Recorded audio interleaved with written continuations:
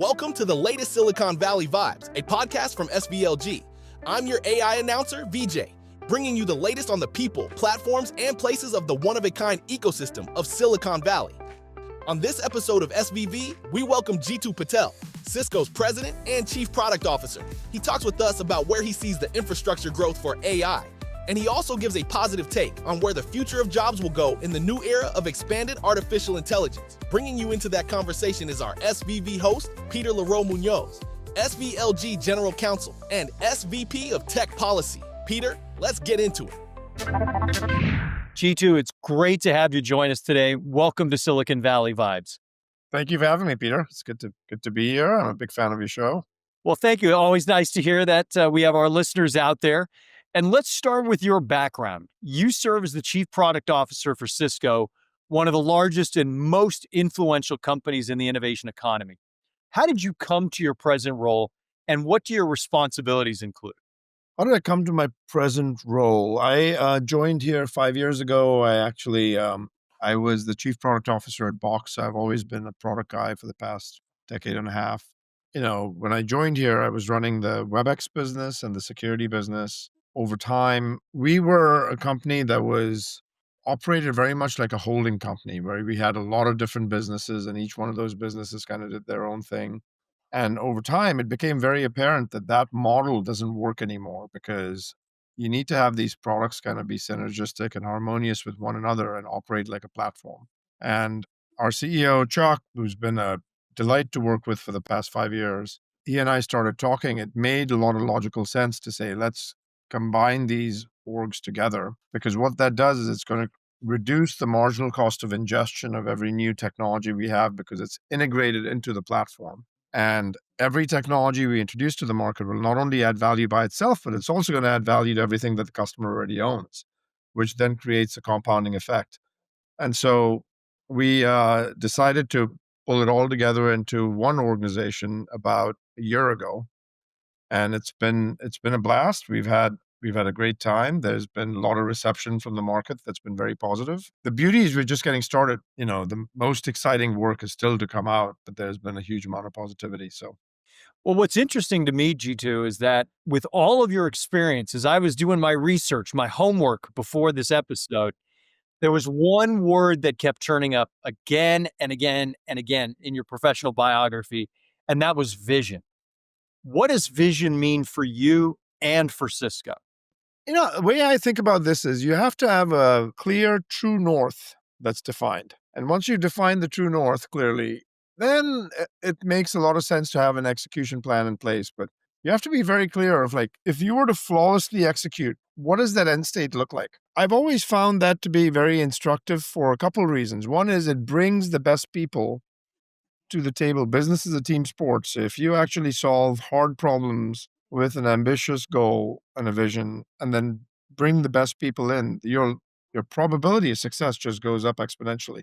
You should just start with that, because it's, pick hard problems to solve, have a clear true north, and bring the best people on, and then ideally get out of the way so that they can go out and do the things that they do best. I'm completely shameless on riding on other people's coattails that do great work.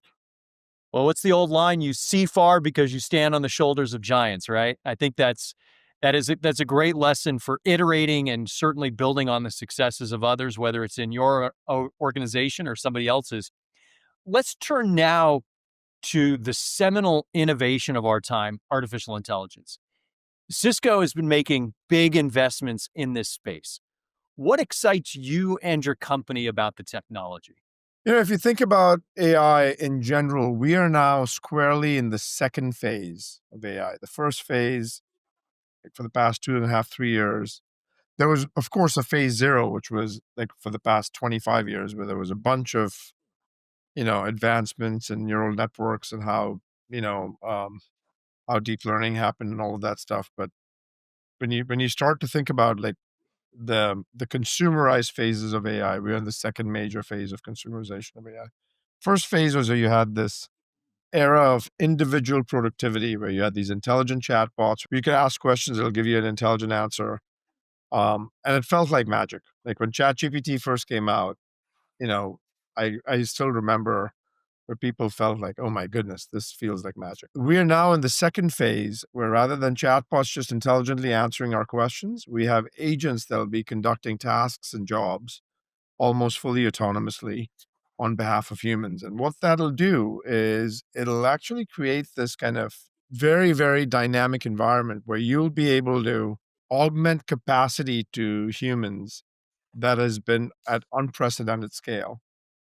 And as a result, our world of 8 billion people will feel like we have the throughput capacity of 80 billion people, because for every human, there might be 10 agents, and every human becomes essentially a manager of agents. Every individual contributor is actually now going to be a manager of agents. And so that kind of world will allow us, the simplistic answer to that is, oh my goodness, this is going to improve everyone's productivity. I think that's interesting, but it's not consequential. The more important thing that's going to happen is we will have original insights generated from AI that'll be so profound that we will be able to then dream of solving problems we couldn't even imagine solving before. And when that starts to happen at scale, medicine will change, material science will change, and the way in which you go about engaging and communicating with people will change. And every business and every workflow in every industry will actually get reimagined. And that, I think, is a pretty amazing thing to witness, where we're right at the beginning. And the next decade might actually end up becoming one of the most fun decades that any of us have ever lived through. And so I'm an eternal optimist without being naive about the fact that there's going to be some pretty meaningful downside risks if this thing goes sideways. But our job is to mitigate those risks, not let those risks stifle progress. And I'm going to get to that a little bit later on in our conversation about what some of those challenges might look like.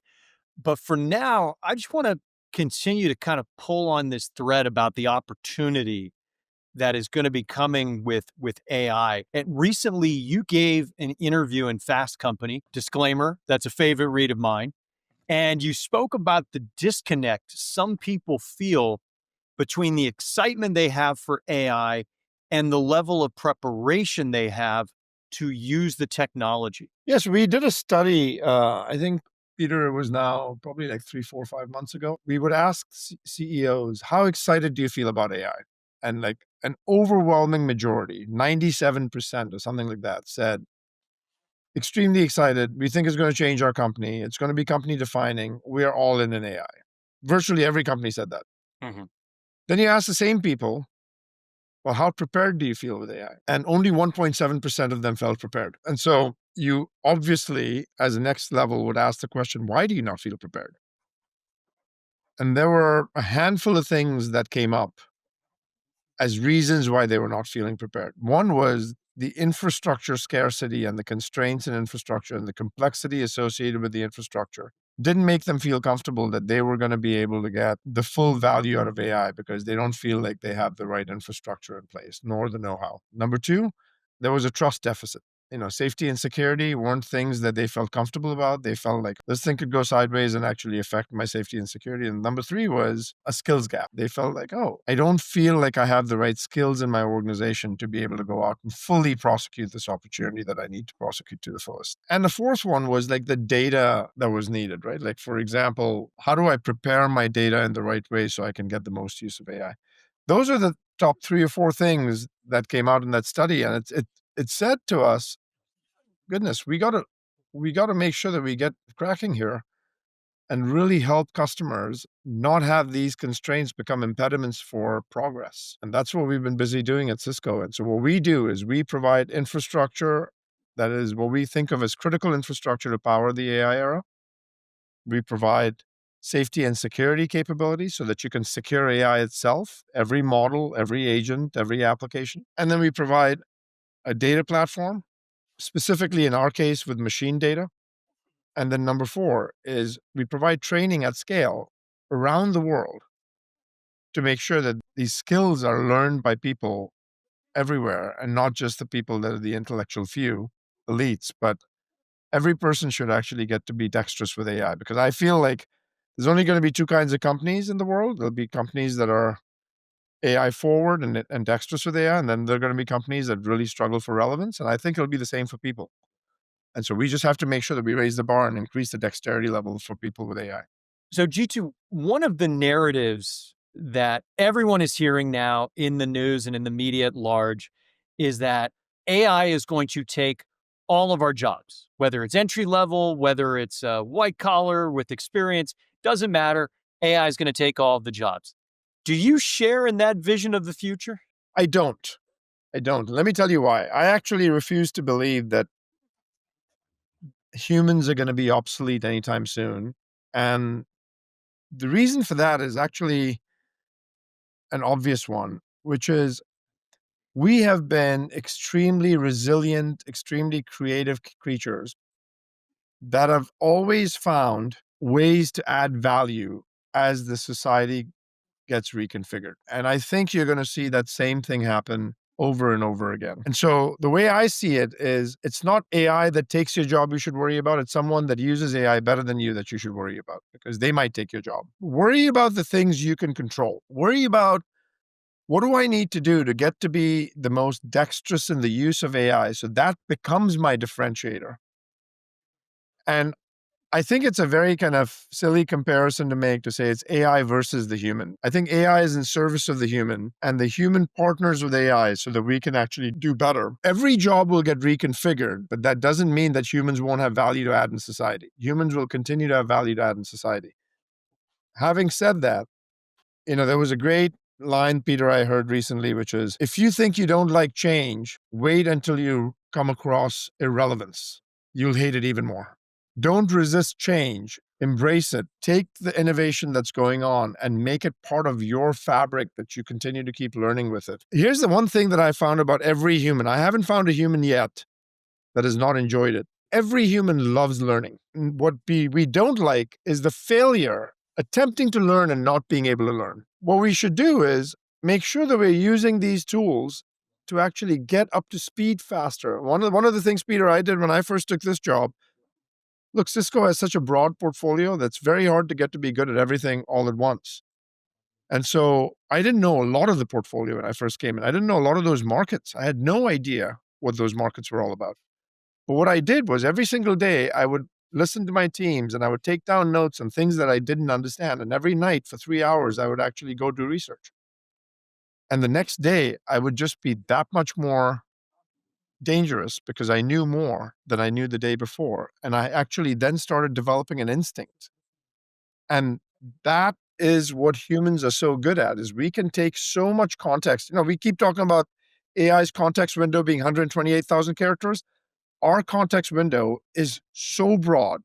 Think about a 2-year-old and how much they see, learn, watch, observe. And every single day, if you have a kid, you'll realize how much they've grown and how much they learn. Compounded over time is something that we should not take lightly. And we have instinct and we have judgment that we can actually do things that AI can't do. And then there are things that AI can do better than us, and we should not be shy to give that to AI so that we can actually start focusing our time on doing things we can do better than AI can do. Yeah, this very much has that feeling of the early days of the internet where, some folks might have been scared. They might not have understood exactly how to navigate the web. And pretty soon it became a language that was universal. Everybody could use it. Your grandmother could use it. Your 5-year-old could use it as well. What's interesting in AI is for the very first time, machines are learning the language of humans rather than humans having to learn the language of machines, because you can now speak to it in your native tongue and it'll respond back to you. And that unlocks a huge amount of possibility for what can happen because it democratizes the use where you don't need to have these skilled people that are using it. Everyone can use it. When everyone can benefit from something, that it just has a compounding effect on humanity and the progress we can make.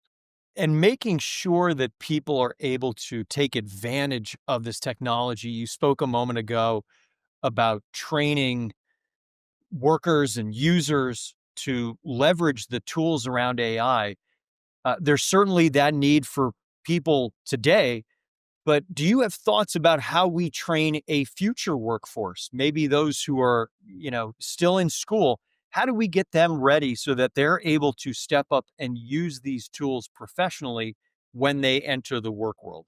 Frankly, I think the burden of training will go down quite dramatically with every new generation that comes in. And I'll tell you why. If you compare a 20-year-old to a 28-year-old, even today, and the way that they use AI, it's dramatically different. A 28-year-old might look at AI and go, okay, I'm going to ask it a question. I'm going to get an answer. I'm going to use it for my productivity tools. As a productivity tool, I'm going to make sure that if I have something that I get stumped on, I ask it a question to give me an answer. It's a version of search on steroids. Hmm. You look at a 20-year-old, they treat it as a companion. They treat it as a brainstorming partner. They treat it as someone who they're going to just have as a sidekick that says, I'm going to ask you a question. I'm going to brainstorm with you. I'm going to float an idea by you. I'm going to have you give me advice. That's just a different way of thinking about it. Now, when that happens, the people that have been more ingrained in the use of AI from the time that they were in school, what that does is it wires their brain differently. And I think we can benefit a lot from that generation because we all have to start using AI in that instinctive way.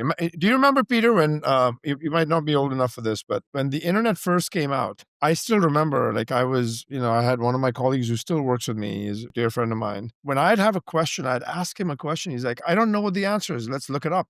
And this notion of let's look it up was this very exciting thing because like, wow, I can just look up anything, right? But the problem with me was at the time, it was not instinctive for me to just look it up because I was so hardwired not to look up something. And that it took a while for me to get in the muscle memory of saying, oh, I can just look it up. I don't need to keep asking someone something. I can just look it up. That has now gotten to be exponentially compounded with AI. The compression time to get to a base level of knowledge has dramatically reduced. So what you have to train people on is no longer how you use tools. What you have to train people on is what kind of questions do you want to ask? No longer are we going to gauge people on the amount of knowledge that they have. We're going to gauge people on the quality of questions they can ask because knowledge and intelligence is going to be commoditized. What will be the differentiator is the creativity, the nuance with which you can ask questions to be able to get answers that no one else would have been able to get. And that, I think, is what we should be training our employee base on, not on the tactical use of tools, but the way in which we ask questions, the kind of questions that we want to ask, and the kind of ways that you would typically see an AI agent or a chatbot or an AI model in any way respond to you and understand how it's responding and then figure out what you're going to do to make sure that you get something that no one else could have extracted out of it. Because your ability to extract something unique is what's going to be valued more than your absolute storage of knowledge, because that now has been fully commoditized. You can get it from anywhere. Like you don't need to have it in your head all the time. And ironically, that ability to use nuance and to deploy that in specific situations, ironically, that's a very human skill, right? So in some ways, That's right. AI is reinforcing the importance of those human skills that are innate to us. So that's a very interesting perspective. 1000%. And it's a human skill that is so instinctive that it's unnatural not to use it. And so that's why I'm so excited about this, because I feel like most AI failures happen because we're solving the wrong problems efficiently rather than solving the right problems imperfectly. That's a really insightful way to think about it, that we can tend to go out and use AI to solve the wrong problems, and like humanity wouldn't get better even if we achieve super intelligence. But boy, if we can take the right problems and solve them imperfectly, but still meaningfully better than what we could do before, that would be very cool. Jeetu, I'm not at all surprised you say that. That all ties right back into the vision aspect of your career and your roles that you've had throughout the industry. Certainly, you can't get to the right place if you haven't figured out what that right place is for you or your organization. So, not at all surprised to hear you share that insight there. That's great. Let's turn now to some of the more nuts and bolts aspects of AI. And there is a booming demand for access to and deployment of this technology across diverse industries. And that, of course, requires digital and physical infrastructure. Now, how is Cisco involved in the build out of that infrastructure? OpenAI has roughly 700 million weekly active users. That's what they reported last. I think they would have been 2 billion weekly active users by now if they had unlimited GPUs that they could have actually had access to. If they had unlimited network bandwidth, if they had unlimited power supply. We are constrained on infrastructure. What is infrastructure constrained on? Infrastructure is largely constrained on three things: power, compute, network. We don't have enough power to fuel the data centers in the world, as a result of which we are going to where the power is rather than bringing the power to where the data centers are. That's number one. Number two is we don't have enough compute in the world to go out and fulfill this. And in fact, AI is almost like it's a global arms race, right? Whoever wins the challenge of the most amount and the most efficient way to generate tokens actually ends up winning, not just economically, but also wins the national security war. Your national security is going to be stronger a posture if you win the token generation war. And the token generation war is won by going out and building data centers at scale. I think Satya had said this a year ago: tokens per dollar per kilowatt hour is the new currency. And so I feel like from that perspective, when we think about ourselves at Cisco, we're like, what can we bring to the table that is unique? Well, we want to make sure that we have first understand the problem at a first principles level. What is absolutely wasteful in this industry that's very damaging is idle time for a GPU. And so what we want to do, because GPUs are so expensive, we want to make sure that the GPUs, which are power hungry, are constantly being fed. And typically a GPU's food is data. And so we need to feed that data through networking so that the packets get to the GPU as fast as possible, as efficiently as possible, with as low latency as possible. And if we can do that, then what we've done is we have done our part in the world of making infrastructure performant and ideally infrastructure resilient, right? And so the first thing that we do is provide the infrastructure for both back-end training as well as front-end inferencing. We provide both.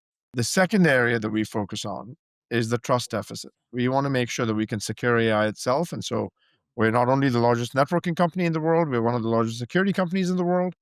I think scale really matters over here, and we want to make sure that we can secure AI itself. Is the model behaving the way that you expect it to behave?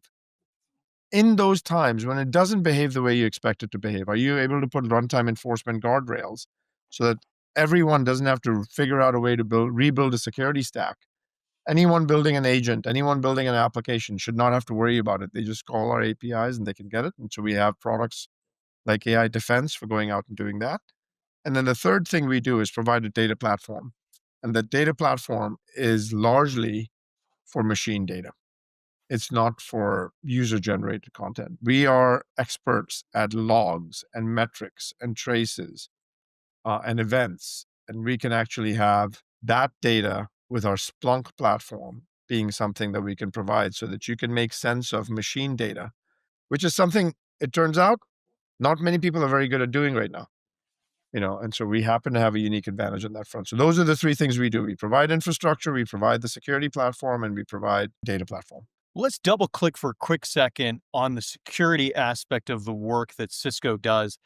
And anytime there is a new innovation or iteration of technology, it's sort of a cat and mouse game between malicious actors and defenders as to who is going to gain an advantage. And certainly, I think AI could simultaneously enhance and undermine cybersecurity.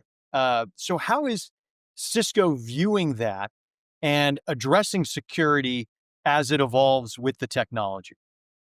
For the past 30 years, we have struggled where the adversary, the bad actor, the attacker has always had the advantage. Why is that? Because they have to be right once. The defender has to be right every single time, right? This is the first time. And by the way, now what's happening with AI is all the tools that we have to be productive are also the tools that the attacker has, the adversary has, to attack us in a more efficient way. And so one would think, oh my goodness, this is bad. But here's the good news. The good news is our defenses can get much more predictive in nature rather than reactive, because you might be able to assess patterns of anomalies within your environment and then be able to do something about not just detecting that pattern by reducing the time to investigation, but also responding and remediating to that anomaly as fast as possible. And so if you assume that the attacker has already infiltrated your system, and what you want to prevent is lateral movement of that attacker in your system, then the best way to do that is by correlating data and being able to detect anomalous patterns that happen on the network. Why is that? Because the lateral movement happens on the network. Who has the most amount of data about a network? Cisco does. And so if we can make sure that we get security baked into the fabric of the network, then what we'll be able to do is be better at predicting what goes wrong before it has actually happened. And that is the ultimate goal, is can we make sure that anyone using AI is safe and secure, and that AI itself is safe and secure. And this risk only increases as you get from, like, we're in the second phase of AI, which is you're going from chatbots to agents. What's the third phase? Physical AI, robotics. Boy, these robots, they start going sideways. It can be a pretty scary world. So safety and security are going to be extremely important in this dynamic, in the absence of which I don't think people are going to feel comfortable using this. I mean, would you have a robot in your home if you didn't feel comfortable that it was not going to be safe and secure? No. Absolutely not. And so I think that this is only going to exacerbate over time. And I feel like there's a central role that someone has to play that goes across all models, across all agents, across all applications, across all robots, across all connected devices, that says, here's a common way that you can apply security as a common substrate across all of these different things. Well, I can appreciate again how much time and effort is going into thinking how to address this, because you're right. There has to be a level of trust, and people have to understand how the trust has been earned by different technology companies as they interact with these innovations throughout their daily life. Let's take a quick gaze into the crystal ball. What does 2026 look like for you and for Cisco? It's going to be a very interesting year because we have to make sure that, one, we address the global demand for infrastructure in a very, very expedient fashion. Like, what's happening right now is every country, every nation is starting to build these sovereign clouds. Why is that important? Because every country wants to win the token generation war. Because if you win the race to generating the most amount of tokens in the most economic way possible, in the most power efficient way possible, then you end up being prosperous economically, and you also end up being kind of, safer from a national security standpoint. As these data center build-outs happen throughout the world, Cisco is very focused on making sure that we're part of that. Why is that a good thing for America? Because we want to make sure that regardless of where AI is being used, it's being built on American technology. If people don't use us, they're going to use Chinese technology. And so, like, there's only so many different places that you can go for some of this tech. And so it's extremely important that we actually take a leadership role there, and we're working hand in hand, public sector and private sector, governments of all nations, governments of the United States, to make sure that we can actually work through this. That's extremely important. The other thing that we have to do in 2026 in parallel is, while we're increasing the supply of AI, we got to make sure that we also increase the safety quotient and the security quotient of AI, because the supply will not be utilized if you don't have the right level of safety and security. And so that's the second thing we need to do. And the third thing we need to do is we need to make sure that data can be more efficiently utilized, so that every company can go out and utilize that data more efficiently within their AI model to give themselves a unique advantage. Because every company right now is thinking, hey, I've got this proprietary set of data that if I used in the right way, I could actually make a lot of differentiation for myself, but I don't know how to go out and use this data in the right way because it's scattered all over the place, and I don't know how to go out and organize it. And that's what we can help them do. So those are the three things. And if we do it right, we will do that while training the world on getting more dexterous with AI by providing training programs. And we will do that by making sure that we identify use cases for our customers that fundamentally can transform their business and change their business. The goal is not to get 10% more productive from what you used to do every day. The goal is to make sure that you completely reimagine the way you did things so that you're 50x or 100x more productive, but even more than the 50 or 100x. You're going to be able to solve problems you couldn't even dream of solving before. Well, it's an exciting future, Jeetu, and certainly something that we'll all be looking forward to and wishing you, of course, and Cisco success in those goals. I think we have time for just maybe one more question. Please. And we've included many executives and entrepreneurs here on Silicon Valley Vibes. Can you offer any words of advice to young professionals who are just beginning their journey today?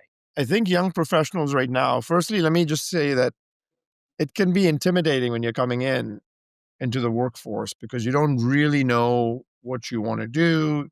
It's hard because a lot of companies are not hiring quite as well right now. There's this narrative that all the young entry-level jobs are going to go away because of AI. And so what am I going to do? How am I going to even get the experience? And what I would tell young professionals is you have a tremendous asset in the fact that you instinctively know how to use AI. For those of you that do know how to use AI, if you don't know how to use AI, and if you're not using it on a regular basis, you're going to be in a world of hurt if you don't learn fast. So make sure that you start actually getting AI in your day-to-day routine in everything that you do, because you want to be someone who is AI native. You want to be someone who actually instinctively has judgment about using AI in the right way.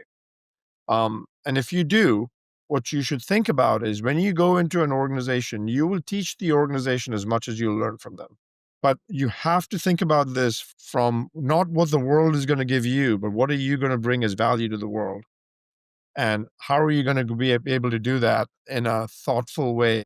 You have to continue to stay hungry, stay very curious. Don't operate by yourself. Always operate with a bunch of AI around you. The thing you have to measure yourself on is your rate of growth. And your rate of growth should accelerate every single day. If today you didn't learn more than you learned yesterday by a percentage point differential, then you didn't do your job today. Make sure you do a better job tomorrow. But that exponential learning curve is what actually is going to differentiate you. And by the way, AI is the best equalizer. Like what you have as an asset is your inexperience, because inexperience doesn't give you any bias. You can go in and ask questions about why is something the way it has been in a very innocent way and actually make sure that you challenge the status quo. So do that during this time, because as you gain experience, there's benefits of that. Disadvantage of that is you start gaining bias. Try to make sure that you ask a lot of questions when you don't have bias, because right now you have very little bias on what you know and don't know about how the world works because you're just entering into the workforce. Jeetu, I really like the way you're reframing a lot of the narratives that we hear right around opportunities for college graduates and what the impact of AI might be on the workforce more broadly.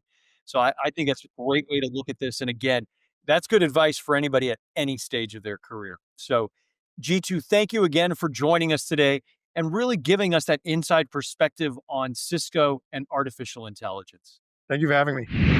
And that brings us to the end of this episode of Silicon Valley Vibes. Thank you to Jeetu Patel for joining Peter and covering so much ground, from AI to network security to the industry in general. Great tips for those just starting out. Take it from an AI who was born just last month. Thanks to Cisco for their media materials, and to R.R. Robbins for producing this episode. Thank you to our production partners at Envato, Riverside FM, 11 Labs, and Suno. Please like, share, and subscribe to keep up to date on what's coming next in our one-of-a-kind innovation economy. But for now, this is VJ signing off from Silicon Valley, where the cloud may be virtual, but the change is real. See you next time.